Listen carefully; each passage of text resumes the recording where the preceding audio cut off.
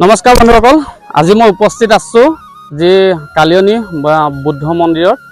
আৰু কালিয়নী বুদ্ধ মন্দিৰ এনেও বিখ্যাত যে বহাগৰ বিহু আমাৰ যিহেতু উৰুকাৰ দিনাখনেই উৰুকাৰ ফেষ্টিভেল আৰম্ভ হয় আৰু সুন্দৰ সুন্দৰ ইয়াত অনুষ্ঠান আয়োজন হয়। এটা পিকনিক প্লেচ, লগতে এটা মহত্বপূৰ্ণ মন্দিৰ, আৰু সেই মন্দিৰত আৰু এটা মহত্বপূৰ্ণ তেওঁলোকে কাৰ্য সমাপন কৰে। সেই কাৰ্যভাগ আজি দেখুৱাবৰ কাৰণে ভিডিঅ'টো প্ৰস্তুত কৰিছোঁ। প্ৰথমে অকণমানকৈ আমাৰ যিসকল নতুন ভিউ আছে ভিডিঅ'টো চাব, তেওঁলোকৰ কাৰণে অকণমান বুদ্ধ মন্দিৰৰ যি পৰিৱেশ, সেয়া পৰিৱেশ অকণমান দেখাবলৈ চেষ্টা কৰিম।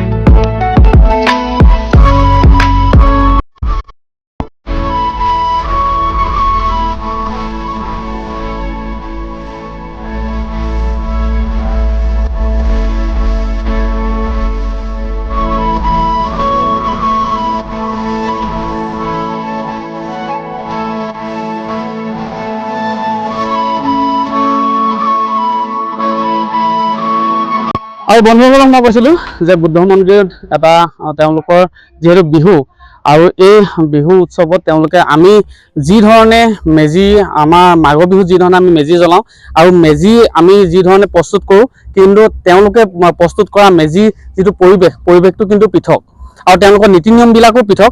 যথেষ্ট সুন্দৰ আৰু পৌৰাণিক নীতি নিয়মে তেওঁলোকে এই যিহেতু এই বিহুভাগ উদযাপন কৰে। আমাৰ যি ধৰণে মেজি আমি জ্বলাওঁতে কি কৰোঁ, আমি তলৰ পৰা মেজিটো জুই দিওঁ, কিন্তু তেওঁলোকৰ আপোনালোকে যদি প্ৰত্যক্ষ কৰিছে ওপৰৰ পৰা তেওঁলোকে মেজি জুইটো দিয়ে। মানে এওঁলোকে এনেধৰণে উঠি গৈ ওপৰৰ পৰা কিন্তু মেজিটো জ্বলাই আনে। সেয়া এটা বৰ তাৎপৰ্যপূৰ্ণ বিষয়। আৰু বন্ধুসকলে ভিডিঅ'টো প্ৰস্তুত কৰিছোঁ আচলতে এটা সুন্দৰ মেজি, আৰু যিসকল গোলাঘাট জিলা শ্যামগাঁৱত থকা আমাৰ যিসকল কালিয়নী বুদ্ধ মন্দিৰত থকা যিসকল লোক, আৰু তেওঁলোকৰ এই প্ৰস্তুত কৰিছে এটা সুন্দৰ মেজি। আপোনালোকক প্ৰথমতে এই মেজিভাগ দেখুৱাই লৈছোঁ।